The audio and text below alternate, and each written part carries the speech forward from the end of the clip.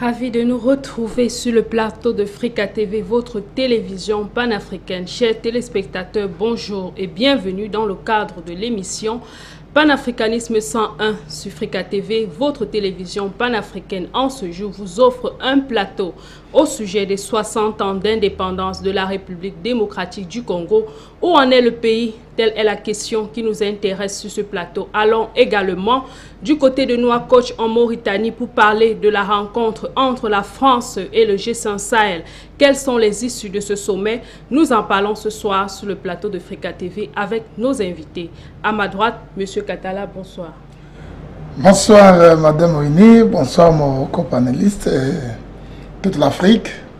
D'abord, avant d'aller plus loin, je voudrais souhaiter joyeux anniversaire à toute la République démocratique du Congo avec un simple message. Nos fronts sont déjà dressés et nous sommes rassurés de peupler notre sol, comme le dit notre hymne national. Donc, comme les anglophones disent, Congo is back. Merci d'avoir accepté notre invitation. Monsieur Eyoum, bonsoir. Oui, bonsoir Vini, bonsoir à mon copanéliste qui est congolais, un frère d'Afrique. Bonsoir à l'équipe de la réalisation et bonsoir à tous les téléspectateurs de Africa TV. Ravi d'être là aujourd'hui pour parler des 60 ans de l'indépendance d'un pays frère. Parce que vous savez, la RDC est dans est quasiment, c'est vrai, on n'en parle pas beaucoup, mais il est proche de nous, de l'Afrique centrale, ici au Cameroun. Merci d'avoir accepté notre invitation. Merci. Voilà, à l'entame de cette émission et de manière exclusive, nous allons faire un détour sur l'ouverture des frontières de l'Union européenne. Seulement 4 pays africains ont été choisis. Il s'agit de l'Algérie, du Rwanda, de la Tunisie et du Maroc. Le choix s'est penché sur la capacité du pays à respecter les mesures barrières, mais également à prendre en charge la pandémie de Covid-19, mais aussi à avoir un nombre de cas ne dépassant pas 16% du ratio hebdomadaire du nombre d'habitants du pays. Les autres pays ne sont pas restés muets à ce sujet. Leur voix se fait de plus en plus ressentir à travers l'argument du principe de réciprocité. Le Gabon, toujours dans son déconfinement, se dit ne pas être prêt à ouvrir ses frontières aux ressortissants français ou européens. Décision que le ministre gabonais des Affaires étrangères, Magloire Grange, y voit des raisons politiques beaucoup plus qu'épidémiologiques. Le Sénégal également, qui ne fait pas partie de ces listes, appelle au respect du principe de réciprocité. De même qu'au Cameroun, le député Joshua Ossi a souligné dans son analyse la nécessité pour le pays d'appliquer le principe de réciprocité qui voudrait qu'en retour, aucun ressortissant français et européen ne soit admis sur le territoire des pays non choisis, bien que l'Union européenne mentionne une possibilité de révision de la liste toutes les 2 semaines. Voilà, nous parlons de l'ouverture des frontières sur l'espace Schengen. Tous les pays africains n'ont pas été retenus. Monsieur Eyoum, votre avis sur la question? Bon, tout d'abord, je voudrais remarquer ce que vous avez soulevé, c'est-à-dire le Gabon qui a appliqué le principe de réciprocité. Vous avez parlé du Sénégal, vous avez parlé de l'honorable aussi qui est un parlementaire camerounais et vice-président national d'un parti politique. Et donc aujourd'hui, il est question pour nous les Africains de nous poser les bonnes questions. C'est de ça qu'il s'agit, de savoir est-ce que nous devons tout le temps subir la diplomatie de l'Occident ou nous devons aussi être en avance. Si nous ne réagissons pas peut-être comme aujourd'hui, peut-être nous devons être pas toujours réactifs, mais aussi ceux qui prennent les décisions avant. Si les pays de l'Europe décident qu'ils vont réouvrir les frontières et qu'ils ne prennent que 4 pays africains, cela veut dire que tous les autres États, pour eux, ne sont pas en mesure d'entrer en Europe actuellement. Pourquoi devraient-nous nous accepter qu'eux puissent venir dans nos pays si nous ne pouvons pas aller là-bas? Donc, il est tout à fait normal que le Gabon prenne cette décision. Au Cameroun, vous savez, il y a eu une décision il y a un mois et demi, si je me rappelle bien, où l'État du Cameroun, lui, a décidé d'ouvrir ses frontières. Vous vous rappelez très bien qu'on avait annoncé que les vols vont reprendre une fois par semaine, où il y aura des vols pour aller à l'étranger. Si aujourd'hui, ils excluent le Cameroun, mais Ça veut donc dire que le président de la République camerounaise s'est totalement trompé, puisque ceux qui ont, et je rappelle que c'était à la demande, je précise bien que c'était à la demande, et pour quelle compagnie? Air France, qui est une compagnie étrangère. Donc ça veut dire que les Français ont demandé au Cameroun, ouvrez-nous notre espace aérien, mais en retour ils disent, on ne peut pas vous ouvrir le nôtre. Qu'est-ce qui se passe? Il faut donc que nous les Africains, nous soyons matures, que nous puissions nous affirmer. Moi je suis d'accord avec les chefs d'État qui ont dit, si nous ne pouvons pas entrer chez vous, il n'est pas question que vous veniez chez nous. Et je rappelle une chose très importante, la pandémie de la Covid-19 a commencé en Occident et n'a pas commencé en Afrique. Donc s'il y a des gens qui doivent même fermer les frontières en premier, c'est nous et ce n'est pas eux. Merci. Vous êtes alors pour le œil pour œil, dent pour dent. Monsieur Katala, le Congo n'a pas également été choisi dans la liste. Que pensez-vous de cette décision de l'espace? Je me dis que ça, c'est une décision qui doit réveiller les Africains pour qu'ils deviennent matures. Parce que là, on nous prend encore comme des immatures, dans le sens que notre politique doit être définie ailleurs. Nous savons que dans tous les pays, que ce soit l'Europe ou bien la France ou bien les autres pays africains, nous avons besoin les uns les autres pour notre fonctionnalité.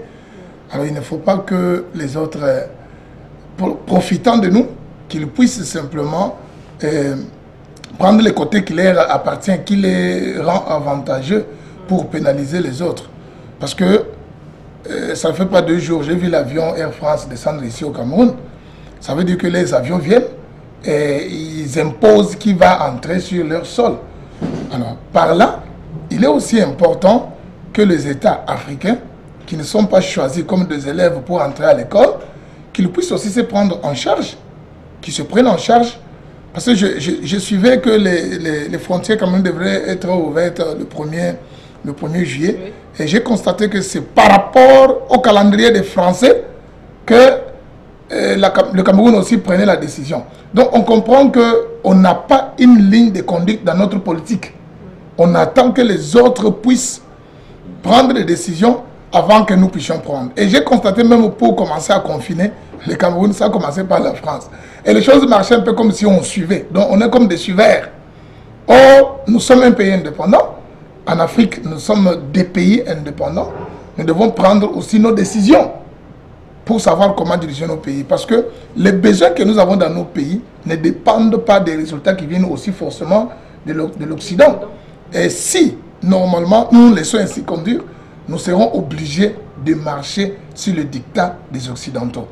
Mon compagnonniste l'a dit ici, cette maladie n'est pas venue de l'Afrique. Normalement, si cette maladie était venue de l'Afrique, c'est que dès les premiers jours, on allait bloquer les frontières. Mais comme c'était venu de là, ils ont un peu retardé à bloquer les frontières pour que les avions ne viennent pas ici. Donc, les gouvernants africains doivent devenir matures. Ils ne doivent pas être donc en train de subir des décisions des Occidentaux.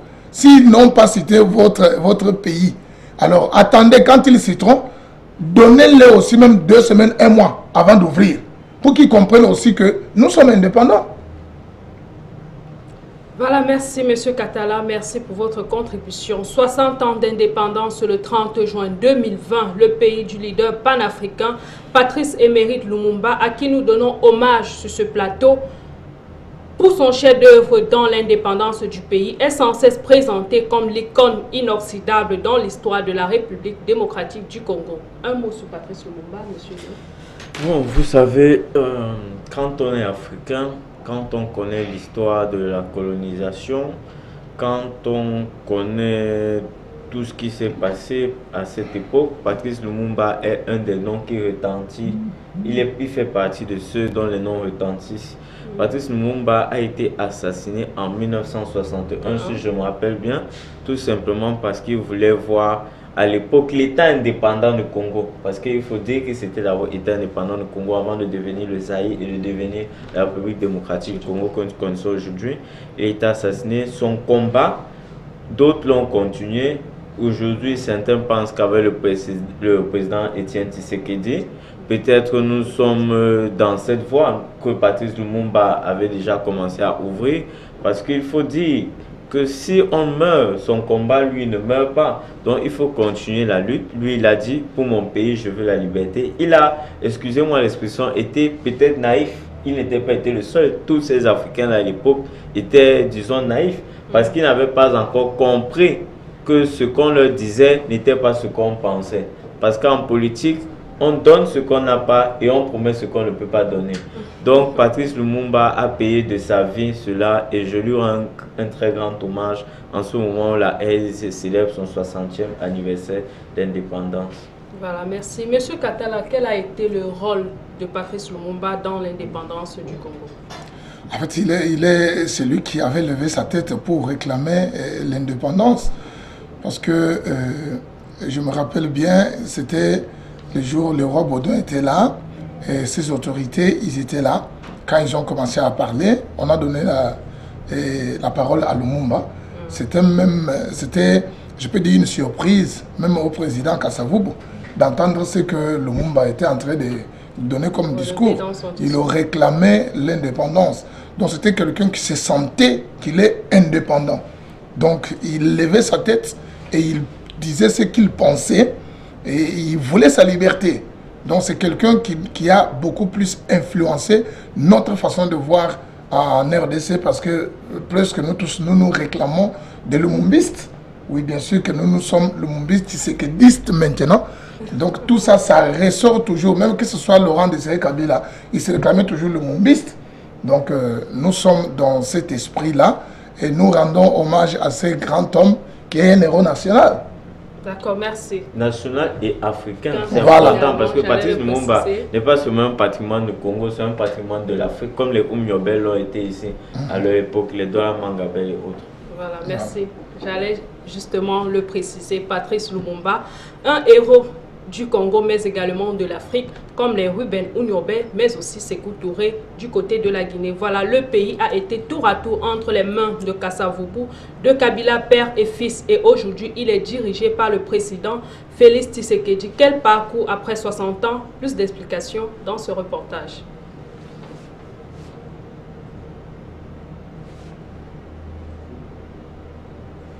Ce jour en République démocratique du Congo est une célébration nationale.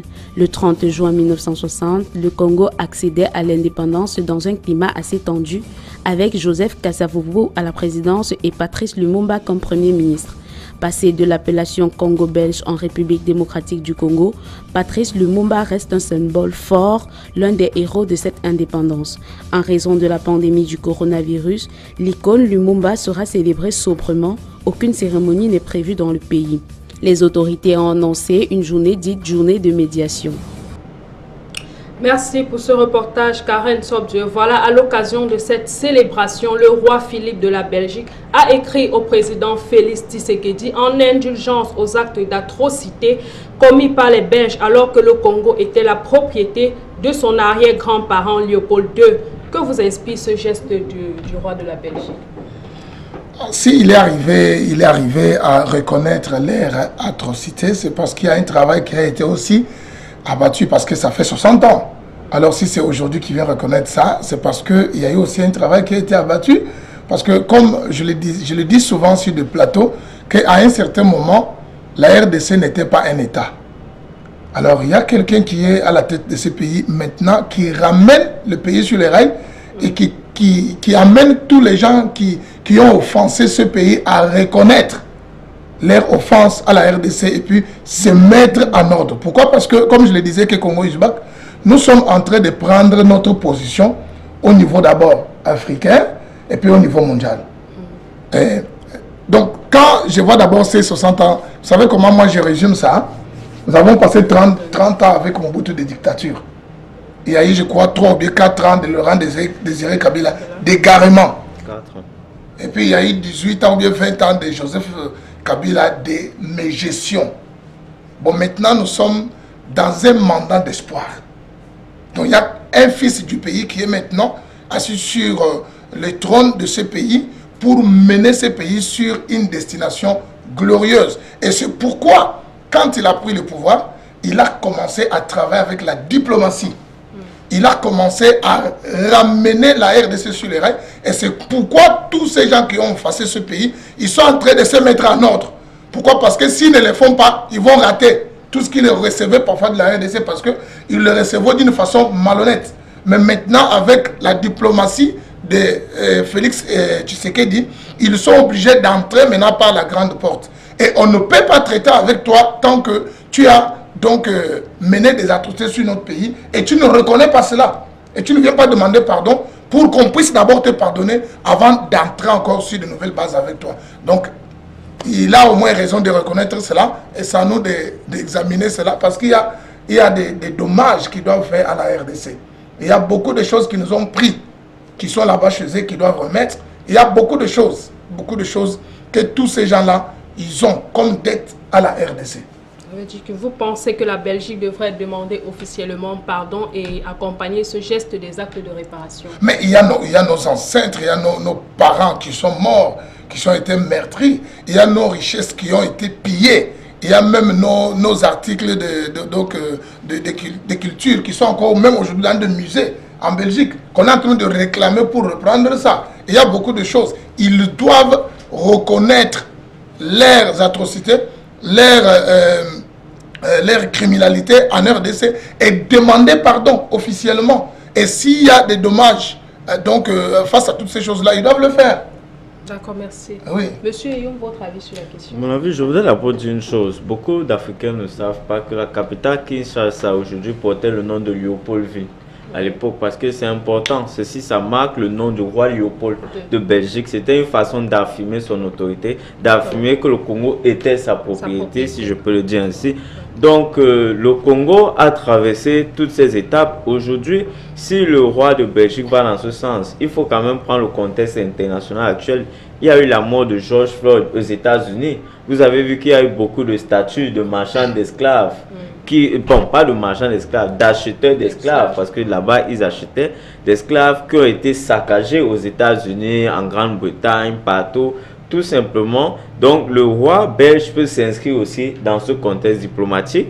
À côté de cela, vous savez, le monde, pour ne pas ce que les gens appellent souvent communauté internationale. Et moi, je demande qu'est-ce qu'on appelle la communauté internationale, parce que le Cameroun, le Congo et tous les autres pays sont la communauté internationale. Ce qu'on appelle communauté internationale bis Occident, je précise, celle-là, elle n'a jamais reconnu que la traite négrière, l'esclavage était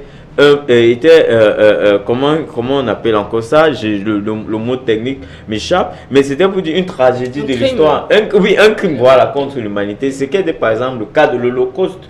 Vous avez vu que les Juifs, ils ont été, ce qui a été fait aux Juifs, ça a été reconnu comme un crime contre l'humanité, mais jamais l'esclavage, jamais la traite négrière. Et comme le disait mon frère copanéliste, s'il faut le faire, il faut le reconnaître, il faut dédommager les Africains. Nous-mêmes, les Camerounais, nous avons encore une partie de notre histoire qui est en Allemagne, parce qu'en réalité, la France n'a jamais colonisé le Cameroun, ni la Grande-Bretagne, ce que les gens ne savent pas. Par contre, c'était l'Allemagne, et l'Allemagne a encore beaucoup de nos affaires là-bas, beaucoup de notre histoire. Même en France, le président Hollande, lors de son passage ici, avait dit qu'il faut ouvrir les archives.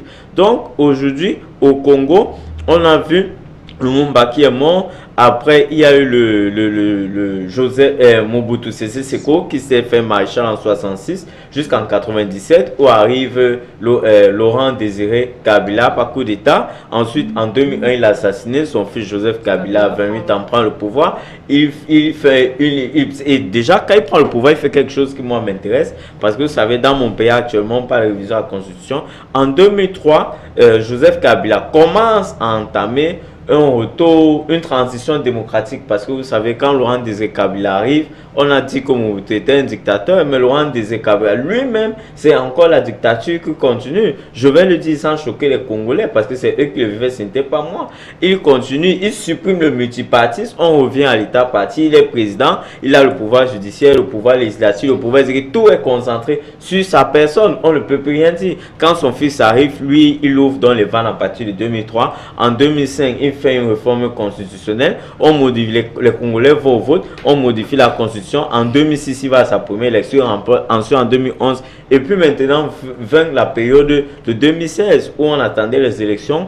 Bon, il y a eu un problème au Congo, on a fait la traversée du désert en 2017, en 2018, finalement, c'est en décembre 2018, si je me rappelle bien, il y a eu les élections au Congo. Le président Etienne Tshisekedi, fils de Tshisekedi, qui a été, il faut toujours le dire, un opposant au pouvoir, et ce qui veut dire qu'il y a eu une véritable alternance, pas seulement deux personnes, mais même de politique, de partis, de systèmes. Donc aujourd'hui, avec le président Tshisekedi, pas seulement les Congolais, nous les Africains de manière générale, nous pensons que peut-être aujourd'hui le Congo RDC, je précise, parce qu'il y a aussi le Congo voisin Brazzaville qui est là, oui. Que la RDC sera dans une nouvelle dynamique, malgré qu'aujourd'hui, même si je déplore, on vit qu'autour du président Tshisekedi, la coalition qu'il a menée au pouvoir est en train de s'effriter, il faut le reconnaître. Il y a par exemple les catholiques qui disent qu'il faut sortir la coalition, ce n'est pas nouveau. Même le président Macky Sall l'a connu au Sénégal. Et c'est pourquoi moi, en tant qu'homme politique, j'ai toujours dit que les coalitions, c'est bien pour arriver au pouvoir, mais généralement, elles ne peuvent pas mettre l'homme. Parce que si on coalise juste pour retirer un homme au pouvoir, il faut penser aussi à gouverner. Et gouverner, ça avait des idées. Et tous ceux qui se mettent ensemble à ce moment-là, peut-être ne voient pas la gouvernance de la même manière. Voilà, merci. Comme vous l'avez mentionné tout à l'heure, le patrimoine culturel de l'Afrique reste toujours détenu dans les musées à l'étranger. Les lettres d'excuses et de reconnaissance du tort causé ne suffit pas, mais l'Afrique a besoin bien plus de réparation. Nous pensons comme ça au Tanguay du peuple Sawa qui est encore détenu dans le musée en Allemagne et que le roi Koumandoumbé III ne cesse de réclamer chaque jour. Voilà. À l'occasion de cette célébration également, quand nous parlons aujourd'hui du Congo, nous voyons un scandale géologique. Nous voyons l'affaire Caméré, nous voyons les turpitudes au sein de l'Assemblée nationale. Monsieur Katala, quel est votre regard d'analyse sur le climat actuel au Congo? Enfin, mon frère a parlé de la coalition avant d'arriver au pouvoir, mais en RDC, la coalition dont on parle maintenant, ce n'était pas avant d'arriver au pouvoir, c'était un accident. C'est un accident pour nous, les gens de l'UDPS. Nous croyons que c'est un accident de parcours parce qu'on n'a jamais rêvé, même dans les sommeils, pour se dire qu'un jour, on peut être en coalition avec les gens de Kabila, donc FCC. C'est après les élections que le président Félix Tshisekedi a gagné les élections, n'ayant pas la majorité parlementaire. Donc cela exigeait qu'ils vivent dans la cohabitation. Or, la cohabitation, ça devrait être du jour au jour la guerre en RDC ou les combats. Pourquoi? Parce que les Congolais n'aiment pas les kabylistes. Donc la Kabylie, je peux dire que c'est le fantôme pour la RDC.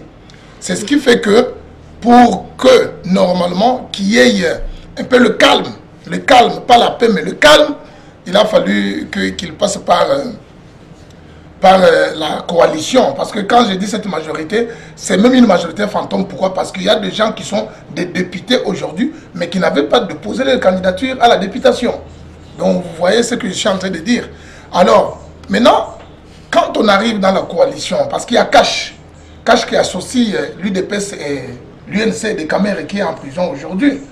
Bon, et puis il y a FCC qui, Kabila, avec quelques 300 partis politiques, donc avec tout ce qu'ils avaient fait, ils ont gagné la majorité, même dans des provinces. Ils ont des majorités partout. Alors, ils ont opté pour la coalition. Mais dans cette coalition, nous voyons l'hypocrisie. Pourquoi? Parce que les ministres, les députés des FCC ne sont pas en train de marcher selon la vision du président. Leur problème, c'est quoi? Ils veulent simplement emboîter le président Félix.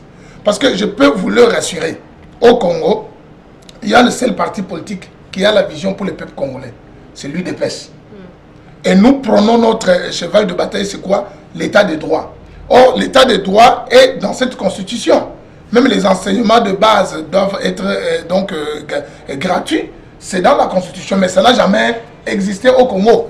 Alors, c'est ce qui fait que quand le président Félix prend le pouvoir, il institue la gratuité des enseignements de base.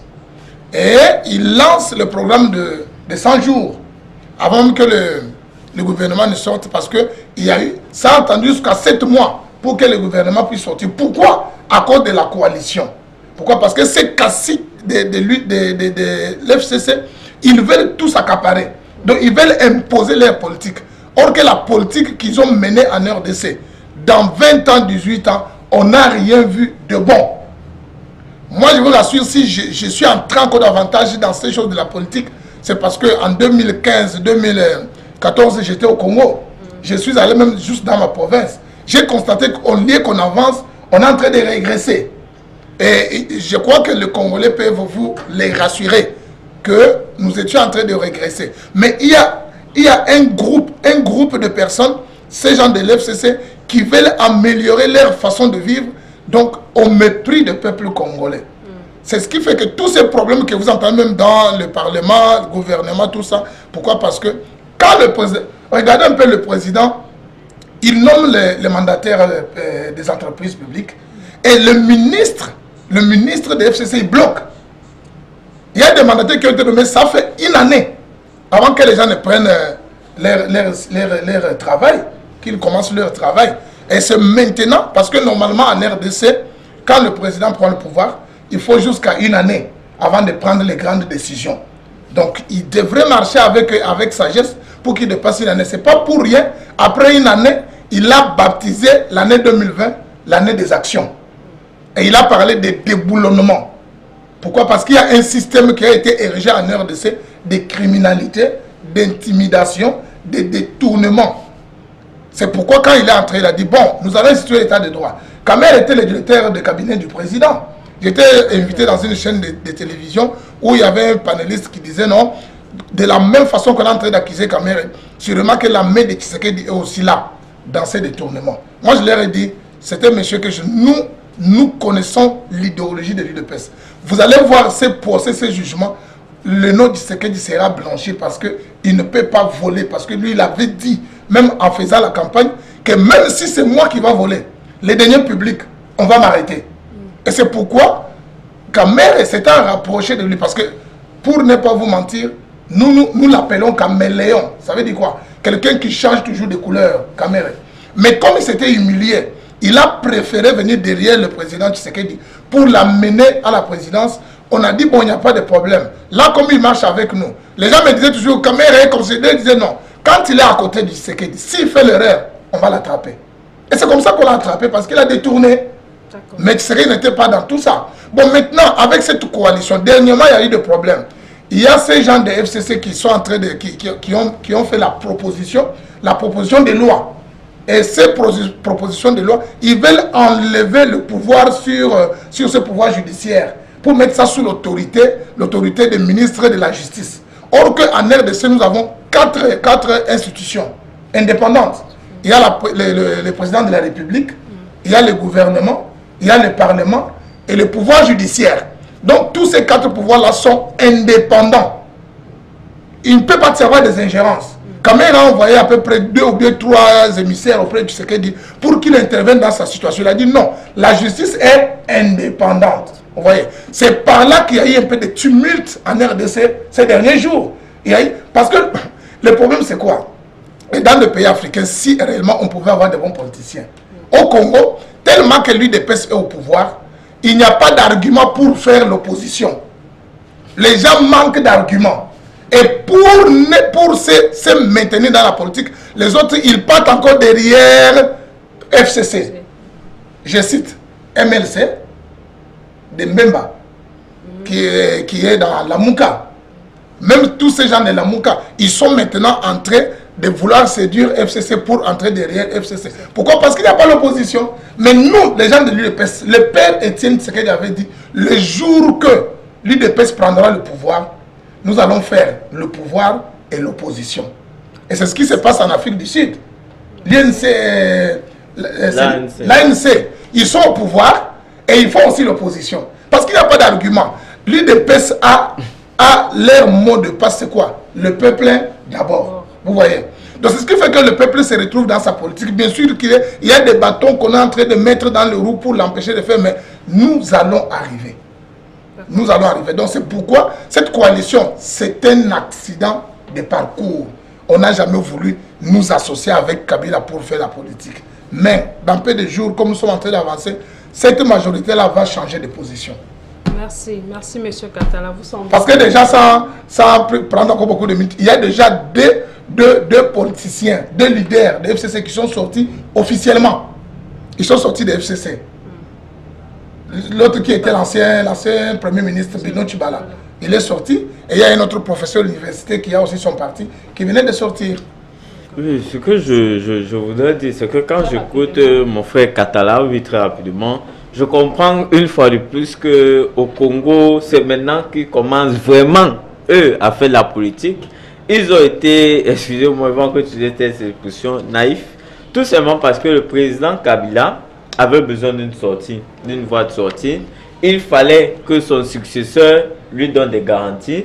Et ce successeur-là, qui est devenu aujourd'hui Etienne Tshisekedi, lui a donné ses garanties. C'est le président, l'ancien président Kabila, pardon, ne pas qu'il y ait conflit, puis l'ancien président Kabila est sénateur à vie. Maintenant, son parti a, je crois, plus de 300 députés sur les 500. Ça veut dire qu'il est en majorité obèse. Et donc, Etienne Tshisekedi est obligé de composer. Pardon, Félix Tshisekedi, excusez-moi. Félix Tshisekedi est obligé de composer aujourd'hui avec le parti de M. Kabila pour pouvoir avoir une majorité au Parlement qui va lui permettre de gouverner. Et déjà, j'aimerais poser une question. Le Premier ministre, dans d'autres cas comme celle-là, dans ce genre de cohabitation, le Premier ministre devrait venir du parti de M. Kabila. Tout simplement parce que c'est eux qui permettent à M. Tshisekedi de gouverner au niveau de faire passer ses lois, en fait, au niveau du Parlement. Donc, M. Tshisekedi, il s'est retrouvé dans les réalités de la politique. C'est pas quelque chose qui est nouveau, ça existe partout. Ça a été le cas en France plusieurs fois, pendant au moins 2-3 mandats consécutifs. Donc aujourd'hui, M. Tshisekedi est face aux réalités de la politique. Il a deux solutions. Soit il dissout le Parlement, on réorganise une nouvelle élection législative où il aura sa majorité à lui. C'est-à-dire M. Katala peut être candidat au Congo, il devient député pour la majorité de leur parti. Soit il assume l'alliance qu'il a faite avec M. Kabila jusqu'au bout, parce que la politique est comme ça, c'est un couteau à double tranchant. Si vous faites des deals, soit vous respectez les accords, et je peux dire, pour la première fois que je disais, il dissout le parti, s'il essaie d'aller dans ce sens, il va mettre le Congo dans une situation très difficile. Donc, vaut mieux qu'il essaie de trouver un terrain d'entente avec le camp qui est avec lui et contre lui. Parce qu'en fait, ils sont dans la maison et hors de la maison. Et eux, sachez une chose, un homme politique a deux objectifs. Le premier, c'est la conquête du pouvoir. Et le second, c'est de conserver le pouvoir. Donc, eux qui ne sont plus au pouvoir aujourd'hui, ne croyez pas que c'est parce que M. Tshisekedi est là qu'ils sont trop contents. Ils n'avaient pas de choix. Ils devaient partir. Ils ont fait le temps. Et ils comptent revenir. Donc, ils vont tout faire. Et politiquement, ils doivent même tout faire pour torpiller le mandat de M. Tshisekedi afin de revenir avec un vieux moteur, mais en disant qu'ils sont neufs pour dire que c'est eux qui ont la solution. Pourtant, on a vu que pendant 20 ans, ils n'ont pas fait grand-chose. Mais ils reviendront tôt ou tard au Congolais que vous avez vu, on lui a fait confiance. Il n'a pas pu donc redonner le pouvoir. C'est ça les réalités de la politique. Merci. Je m'excuse, oui, je crois que M. Paul devrait aussi peser de mots avant de parler, parce que dans toute l'explication qu'il est en train de dire, je vois qu'il y a la réalité politique, mais où est la naïveté là-dedans? Donc, il faut savoir peser de mots aussi. Quand je dis pardon, non, c'est pas que quand je dis naïveté, c'est dans le sens, quand je vous écoute, j'ai l'impression... On ne peut pas parler de la naïveté dans le sens qu'un parti politique qui est non violent et puis qui arrive à prendre le pouvoir entre les mains d'un dictateur. Non, en fait, c'est parce que vous vous plaignez de ce qu'eux ils font. Non, en fait, écoutez, c'est le jeu politique. C'est ce que vous avez dit ici. Alors, nous ne pouvons pas fléchir. Nous avons l'occasion de récupérer le pouvoir et nous allons récupérer ce pouvoir. Et si ça dépendait de nous, de dissoudre l'Assemblée nationale, on pouvait déjà le faire. Mais nous avons notre politique. Et cette politique, parce que ces camps de FCC, c'est ce qu'ils attendent. Parce qu'il y a d'autres vérités qu'on ne peut pas dire ici. Ils avaient des cachettes d'armes partout, ils attendaient seulement que ça bouleverse un jour. Mais Tshisekedi n'a jamais voulu encore voir les Congos sombrer dans ces ténèbres-là. Donc il n'y a pas de naïveté là-bas. Il y a la politique mûre qui est en train de se passer et nous allons, tel que je suis en train de le dire, parce que FCC, c'est une plateforme qui n'est pas reconnue par la Cour constitutionnelle congolaise. Ça veut dire que même cash, ce n'est pas reconnu. Ce sont des rassemblements qui sont nés comme ça, sont des plateformes électorales. Vous voyez? Donc c'est ce qui fait que s'il y a des blocages comme je suis en train de les faire, le président va simplement nommer un informateur. Cet informateur va détecter maintenant la majorité. Et c'est là que la majorité va changer parce que, et tous ils ont compris que maintenant, comme ils sont, si on arrive même en 2023 pour faire les élections, ils n'auront plus la même mise sur la CENI pour vouloir tripatouiller les résultats comme autrefois. Ils n'ont pas de gens qui vont les voter. Donc ce n'est pas la même. Nous connaissons ce que nous faisons. Vous savez que vous-même, votre adversaire Martin Fayulu, lui-même, il a eu les mêmes accusations de tripatouillage. Non, mais Martin Fayulu, on ne parle pas de Martin Fayulu, c'est parce qu'il est en confinement. Donc il faut le laisser là-bas là où il est en confinement. C'est juste pour dire que quand vous parlez de la politicien qui pesait, il ne pouvait pas rester en confinement. Donc il est en confinement. Il y a même un leader de FCC qui a dit que c'est une souris même. Donc ça veut dire que Fayoulou, c'est nous qui connaissons la réalité de ce pays. Fayoulou, dans son parti politique, il est le seul député. Il a quel poids? Il a été simplement soutenu par Katumbi, Mbemba, et puis les autres. C'était, je peux dire, que la Mouka, ou même Tshisekedi était dedans. Et quand ils ont fabriqué, mis la corruption pour faire sortir Fayoulou comme candidat, nous, on a refusé, on a dit à Tshisekedi que 48 heures, si tu ne sors pas dans l'air bêtise là, nous on te chasse de l'île de peste. Et il a écouté la voix de la base. Il est sorti. Et Fayoulou est resté. Attendons voir en 2023 si Fayoulou est dans quelle position. Ou bien s'il sera même candidat. Parce qu'il n'aura même pas 100 000 pour donner comme caution. On avait payé pour lui. Nous connaissons la réalité de ces pays-là. Donc quand nous parlons, vous savez que des fois nous, même les militants, nous sommes des fois fâchés contre notre président. Mais par rapport, nous lui donnons raison. C'est quelqu'un qui est rempli de sagesse et il sait comment il est en train de mener. En fait, c'était simplement pour dire que la CENI, que vous dites qui était pour le camp Kabila, et on espère que ce ne sera pas la CENI pour le camp Tshisekedi. Le camp Tshisekedi, d'abord, nous sommes contre la corruption. Nous combattons la corruption. Et puis, tous les Congolais, si tu les demandes, ils aimeraient mieux qu'il n'y ait plus les élections. Mais à cause du fait que nous sommes des démocrates, il va faire ses deux mandats et puis il va laisser. Mais le problème qui est là, et que je l'ai dit aussi ici, l'UDPS, on ne perdra plus la présidence au Congo jusqu'à ce que Jésus revienne. Le temps nous dira. Merci, M. Katala, merci. Voilà, merci à nos invités pour leur contribution dans le premier axe de cette émission. Nous vous revenons sur ce plateau après cette petite transition.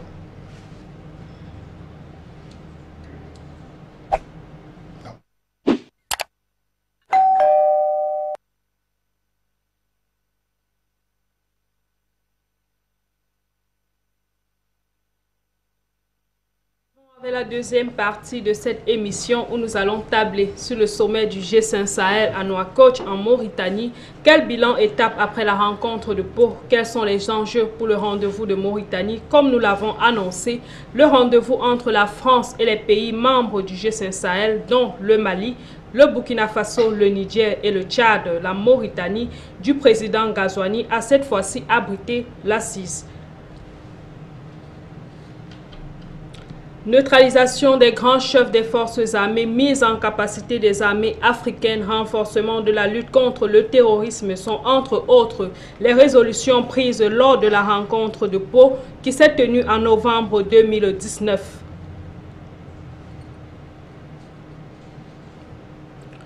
Voilà, retour sur ce plateau. Monsieur Eyoum, quel bilan après la rencontre de Pau?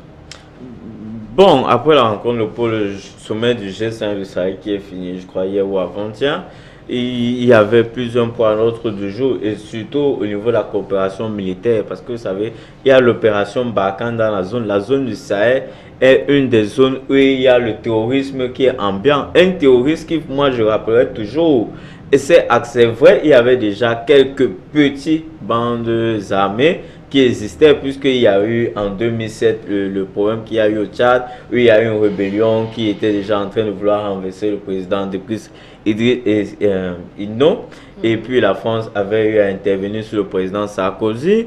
Ensuite vous avez d'autres groupes là parce que le Mali lui-même il y a eu comme le nom m'échappe, ces rebelles qui sont dans les zones sahéliennes. Bref, ça va me revenir. Le Niger pareil. Mais ce qui a surtout déstabilisé la zone du Sahel, c'est la chute du président Kadhafi.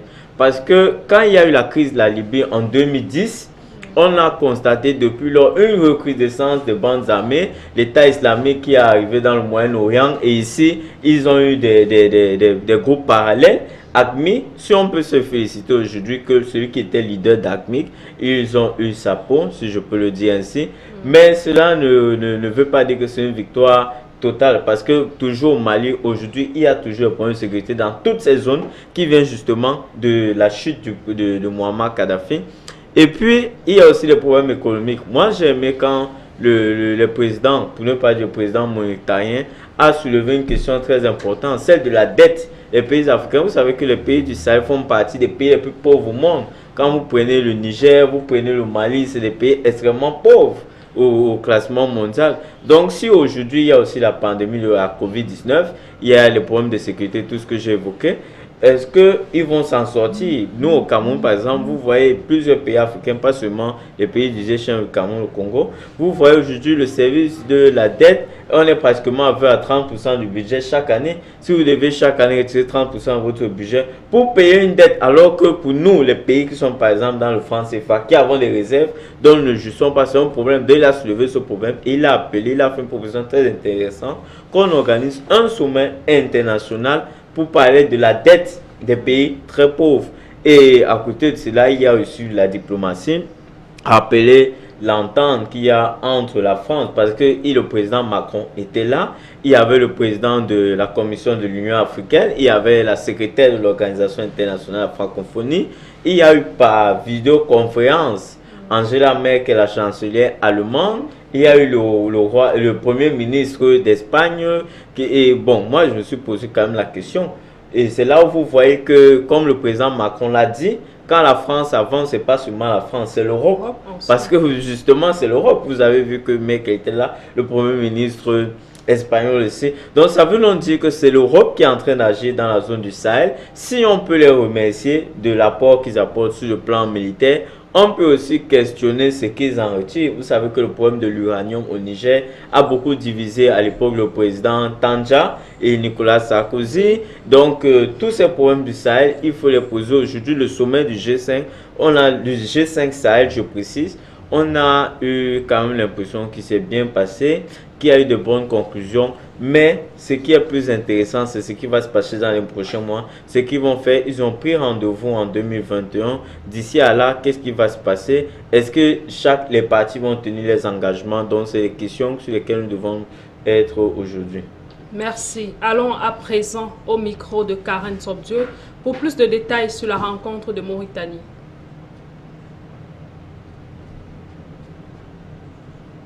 En Mauritanie, ce mardi 30 juin, les dirigeants du G5 Sahel et le président français se retrouvent pour un sommet. Depuis la crise du coronavirus, c'est le premier déplacement hors d'Europe d'Emmanuel Macron. Un acte qui, selon l'Élysée, est qualifié de signe supplémentaire de solidarité de l'Europe envers l'Afrique. Autour de cette table d'échange, Moussa Faki Mahamat y sera pour l'Union africaine, Luis Mouchaki Wabo pour l'OIF, tout comme le premier ministre espagnol Pedro Sanchez. Les discussions seront par la suite élargies en visioconférence aux dirigeants italiens et allemands. Ainsi, ce sera l'occasion de faire un point sur la stratégie engagée il y a près de 6 mois lors de la dernière réunion à Pau, dans le sud-ouest de la France. 6 mois après la rencontre de Pau en novembre 2019, il ressort que la France a réalisé de véritables succès. L'on a vu le renforcement des effectifs dans les armées sahéliennes, porté de 4500 à 5100. On a vu le décès, comme vous l'avez mentionné tout à l'heure, d'Abdelmadou Drouka, le grand chef AQMI. Mais comment comprendre que c'est pendant cette pandémie de coronavirus que la France a réalisé de si grands succès, M. Kattal? Bon, je me dis que le fait que tout le monde cherchait à se protéger contre cette pandémie, ils ont profité de ça pour surprendre ses ennemis. Mais dans toute cette histoire-là, moi, je me dis que c'est bien beau de faire les avancées sur le plan militaire, mais il faut aussi aller sur le plan diplomatique. Je sais que ce n'est pas facile à avaler cela. On dit toujours que ces gens terroristes, tout ça, il faut toujours aller avec eux sur le plan militaire. Parce que quand nous regardons même cette force Barkhane, il y a le peuple, donc les nationaux, qui ne sont pas du tout contents de la présence des Français dans leur région. Alors, or, bien sûr qu'on peut tuer les leaders là, mais c'est une idéologie. C'est une idéologie, donc ils sont des gens qui sont bien organisés.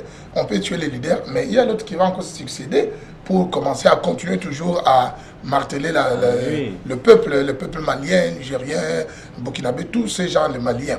Le problème, c'est que moi je me dis qu'il y a d'autres problèmes en Afrique que si on laissait les Africains le gérer, ça pourrait même avancer. Qu'on nous donne donc de matériel, on leur donne tout ce qu'il faut et ils sauront comment. Parce que, par exemple, on est ici au Cameroun, du côté de la zone anglophone. Normalement, quand on dit les Amba Boys, ce sont les jeunes garçons qui sont là, dans le quartier. Vous voyez, dans des quartiers. Et à un certain moment, allez, ils vont se lever, ils vont attaquer. Et dans quelques minutes, ils ont disparu, ils sont redevenus les jeunes simples du quartier. Or, les gens qui sont là dans les quartiers, les chefs du quartier, tous ces gens, ils connaissent bien comment ils peuvent régler cette situation. Vous voyez, c'est de la même façon que moi je me dis, bien sûr, il peut y avoir des interventions militaires, mais il devrait aussi beaucoup plus utiliser la diplomatie. Oui. Et cette diplomatie, avec les nationaux, ça peut passer très bien. Souvent, je me pose des questions. Pourquoi? Quand il arrive, on prend en otage les Français, qui sont parfois un peu utiles dans leurs investigations, tout ça. Ils négocient avec eux pour les récupérer. Vous voyez? Donc, ça veut dire qu'ils peuvent faire aussi la diplomatie pour avoir des solutions à ces... Parce que quand ils sont en train de faire sur le plan militaire, ça peut intervenir pour un moment, il y aura un calme. Mais les gens là sont en train de se refaire. Ils seront toujours en train de se refaire. Moi, je me dis que parfois, Muammar Kadhafi, il avait une stratégie, qu'il maîtrisait un peu aussi ces gens-là. Oui, il avait une stratégie. Et quand eux, ils sont en train de venir, d'abord, ils ont leur intérêt égoïste sur les sols africains. Et quand ils viennent, les nationaux qui sont là, ils ne sont pas contents de voir ces Occidentaux venir bénéficier de leurs minéraux, de leurs richesses, tant qu'ils sont en train de souffrir. Et c'est ce qui fait qu'ils peuvent savoir que non, voilà, il y a ces ennemis qui sont là. Ils ne les dévoilent pas. Pourquoi? Parce qu'ils ne sont pas contents de la présence de la France. C'est bien beau qu'ils viennent nous soutenir, mais qu'ils nous donnent le matériel et que nous qu'on sache comment gérer nos problèmes. C'est comme ça, parce que voyons voir ce qui va se passer s'il y aura réellement la paix. Parce que ces gens-là, quand on les touche comme ça, ils se retirent aussi pour se préparer pour revenir. Ce n'est pas notre souhait, parce que la souffrance de nos frères, c'est notre souffrance. Mais il faudrait qu'on essaye de changer aussi la politique pour voir l'avancée vraiment de paix dans cette région-là. Voilà, merci. Monsieur Eyoum, la France a réalisé de si grands succès pendant cette période marquée par la pandémie de coronavirus. Quel est votre avis sur la question? Oui, Katala l'a déjà dit. Vous savez, quand il y a eu la pandémie de la COVID-19, le secrétaire général de l'ONU, Antonio Guterres, a appelé un cessez-le-feu dans les zones de conflit armés. Donc peut-être pendant que cela était en confinement, si on peut le dire. Même comme moi, je suis convaincu que des terroristes ne sont jamais en confinement. Parce que le terrorisme, c'est un esprit du mal. Ce n'est pas ce mal-là. C'est des gens qui foncièrement sont méchants. Donc ils ne pensent qu'à faire du mal. Donc si c'est en ce moment où l'opération pour mettre fin au chef du groupe AQMI, qui est un groupe, parce que voyez-vous, on parle de la zone Sahel, mais n'oubliez pas que les pays comme la Somalie, tous les affaires, c'est les mêmes gens qui sont entre pirates dans les espaces maritimes du Golfe de Guinée. C'est eux qui ont les liens avec ceux qui agissent dans le Sahel. Donc c'est tout un trafic dans toutes ces zones. Et depuis la chute du président, il faut tout le dire, de Muammar Kadhafi, parce que comme l'a dit Katala, forcément Kadhafi avait des méthodes pour tenir tous ces gens, parce que rappelez-vous, il était un grand chef, c'est pour ça qu'on l'appelait le guide. Donc il y avait des communautés autour de lui, et ces communautés avaient les représentations dans tout cet espace. Donc du moment où il a chuté, il n'y a plus de stabilité en Libye. Les gens qui sont allés là-bas pour faire ce qu'ils ont fait aujourd'hui, plus personne ne répond de rien. C'est pour ça que moi, quand j'entends les Africains, comme nous on a au Cameroun, un opposant qui dit qu'il appelle ce qu'on appelle la communauté internationale au Cameroun, je me dis mais attention, ça c'est des Africains qui n'ont pas encore retenu les leçons du passé, de ce qui a été fait en Libye. Parce que chaque fois que cette communauté internationale arrive, c'est toujours facile d'arriver. On avait dit qu'on allait en Libye juste pour bombarder les zones militaires, pour ne pas que M. Kadhafi attaque les populations, ne sait quelle population, c'est eux-mêmes qui savent, ils ont pris ça. Et au final, c'est la mort de Kadhafi qui avait tout un pays où les gens vivaient décemment, toute une zone du Sahel aujourd'hui subit cela. Ceux qui ont amené le désordre, si aujourd'hui c'est eux qui reviennent encore, même si ils n'avouent pas, parce que la réalité est que ceux qui ont amené ces désordres n'avouent pas, ils ne reconnaissent pas leur erreur d'avoir fait ce qu'ils ont fait en Libye. C'est exactement ce qu'ils ont fait en Irak en 2003, où un monsieur allait à l'ONU, il a secoué un flacon d'eau, et vous voyez des gens aussi sont même pas inquiétés, et vous voyez des gens, on va vous parler de ce qu'on appelle la CPI, Cour pénale internationale, Cour internationale, juste tout ça, tout ça. Vous voyez les Africains qui utilisent des instruments comme ça, que d'autres ont créés pour torpiller ce que nous avons chez nous, et on parle des choses. C'est pour ça que moi je fais le reproche à ces Africains qui n'ont pas encore compris que si la France et tous les pays d'Europe ne sont pas des amis, parce qu'il faut quand même reconnaître, ce sont des partenaires, mais dans le partenariat, chacun qui sait ce qu'il cherche. Donc nous ne pouvons pas dire que parce que la France a réussi aujourd'hui à toucher le chef d'AQMI, que AQMI est hors d'état de nuit. Non, comme je l'ai dit, le terrorisme c'est un état d'esprit. Ils vont continuer, mais on doit trouver les solutions. Et moi, je crois, la raison d'être de ces terroristes sont aussi des raisons économiques, comme je le disais. Parce que quand la pauvreté sévit, la dernière chose qui reste à une personne, c'est les activités desperado. Donc, il attend tout ce qui peut lui permettre d'exister. Parce que même ces terroristes, je suis sûr, il y a le trafic de pétrole, tout ça. Et les pays qui exploitent le pétrole, il faut mettre les canons en place pour connaître comment les bons. Là-bas, on va parler plus des minéraux parce qu'il y a l'uranium,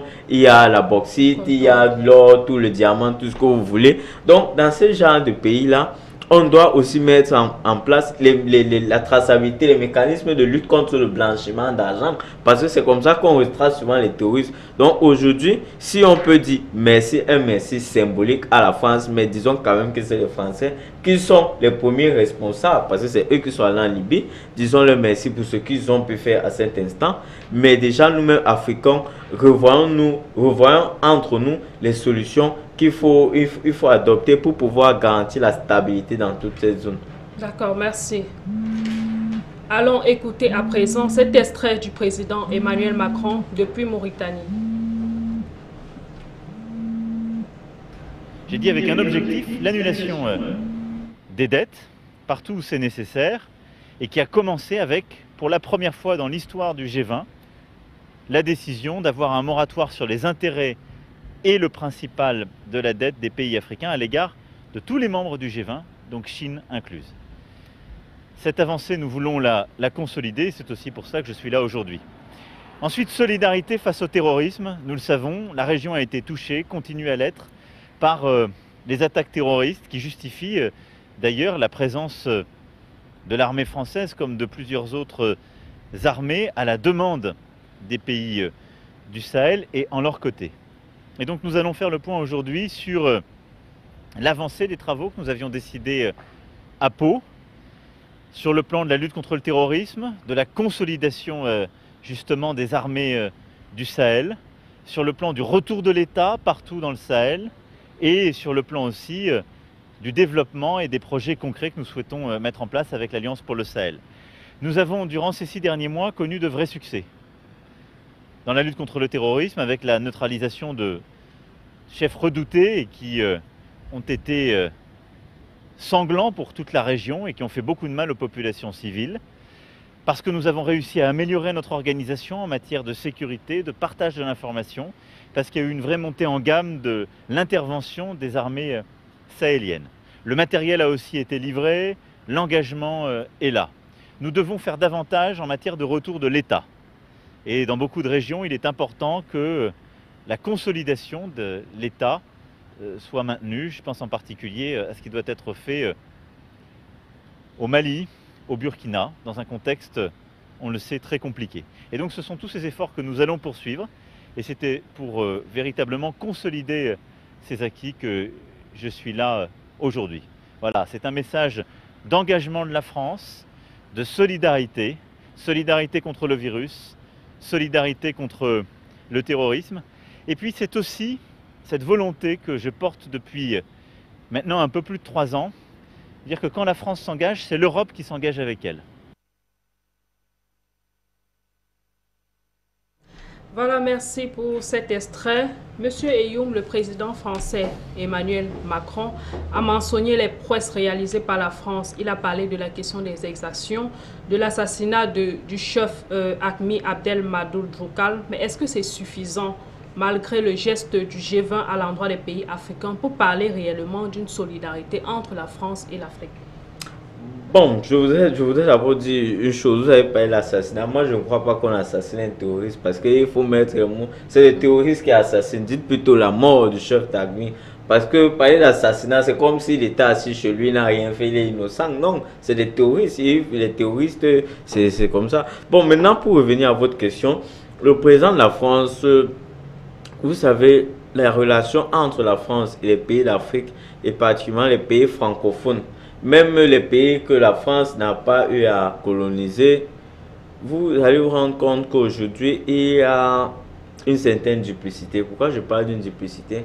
Parce que d'un côté, nous les Africains, quand je dis nous, pas forcément moi, je parle des Africains de manière générale, nous avons le sentiment d'être spoliés par la France. Ça, c'est le sentiment qui est général. C'est pour ça qu'il y a eu beaucoup de mouvements anti-français ces dernières années. Et la chute du président Laurent Gbagbo, que moi j'ai soutenu en 2010 par exemple, ça n'a pas rassuré les Africains. Il y a eu Muammar Kadhafi dont j'ai parlé. Et aujourd'hui, si le président Macron vient avec un discours qui pour moi n'est pas nouveau, parce que la diplomatie, ça ne change pas du président. La diplomatie, c'est juste une affaire d'intérêt. Donc, peu importe si c'est un président, la gauche, la droite, peu importe, la France agira toujours envers l'Afrique comme elle a toujours agi pour ses intérêts. Et c'est aux Africains de se battre pour les intérêts. Parce que le drame chez nous, c'est que ceux qui sont censés représenter l'Afrique, qui sont censés se battre pour nos intérêts, eux, on a l'impression qu'ils s'en foutent complètement des intérêts de leur propre pays. Donc, si le président Macron fait le point aujourd'hui, parle de ce que vous avez appelé entre guillemets prouesse de la France, on peut lui concéder ces réussites-là, mais pour nous, l'objectif n'est pas d'atteindre les prouesses de la France. L'objectif pour nous, les Africains, c'est d'être à un niveau où nous pouvons dire que nous avons réalisé nos propres prouesses. Il ne s'agit pas de venir dire à M. Macron merci à Jules Elan. Non, il s'agit de dire nous avons eu un problème, nous l'avons résolu entre nous. C'est pourquoi lorsqu'il y a eu vous avez vu au Sénégal, quand il y a eu, je ne sais plus si c'est gars, si je me rappelle bien, vous avez eu l'Afrique du Sud et plusieurs autres pays se sont mobilisés pour porter secours. Moi, j'ai apprécié de voir cette mobilisation africaine. Donc aujourd'hui, la relation entre la France et les Africains, elle semble apaiser par rapport aux dernières années. Et moi, j'ai toujours dit, moi, je ne repose pas grand chose à la France, tout simplement parce que j'estime que quand la France vient en Afrique, c'est pour ses intérêts. C'est à moi, l'Africain, de comprendre où sont mes intérêts et à me défendre pour. D'autres diront que la France use de France CFA, par exemple, des menaces de l'armée et tout ce qui va avec même le groupe terroriste. Mais moi, je fais comprendre, c'est la politique. Il existe des groupes de pression. Nous-mêmes, ici au Cameroun, nous subissons tous les jours. Vous savez que le 30 juin dernier, il y a quelques jours seulement, le Cameroun est sorti d'un moment historique des accords que nous avions avec la France qui datait de 59, qui a été fini en 2009. Il fallait une période transitoire de plus de 10 ans. Donc nous sommes sortis de là le 30 juin, il y a quelques jours. Maintenant, on peut penser à un nouveau paradigme de coopération avec la France. Mais moi, je dis toujours, pour le pays comme le Cameroun, la France, c'est 57% des investissements étrangers. La France doit toujours être un partenaire, mais il faut que ce soit un partenaire dans lequel nous nous battons pour nos intérêts et où nous ne sommes plus passifs pour attendre que le président Macron vienne parler des prouesses de son pays. Nous disons merci. Non, c'est pas ça l'Afrique que nous voulons. D'accord, merci. Merci, monsieur Eyou. Monsieur Katala, un dernier mot à l'endroit des Congolais. Waouh! Joyeux anniversaire encore. Ce que je demanderais à mes frères, ce sœurs, c'est de soutenir la vision du président Félix Tshisekedi, parce que cette vision qu'il a, c'est pour l'intérêt du peuple congolais. Et moi, nous, les uns les autres, donc arrêtons avec tout ce qui est des tribalismes, laissons réellement cette vision être menée jusqu'aux rives désirées et travaillons vraiment pour ce pays. Que le Seigneur vous bénisse. Merci, M. Katala. Madame, Messieurs, merci de nous avoir suivis dans le cadre de cette émission Panafricanisme 101. Merci, M. Youm, d'être passé sur ce plateau. Oui, merci, M. Katala, d'avoir accepté notre invitation. Merci. Voilà, nous vous souhaitons bonne suite de programme sur Africa TV, votre télévision, et rendez-vous pour une prochaine édition de Panafricanisme 101.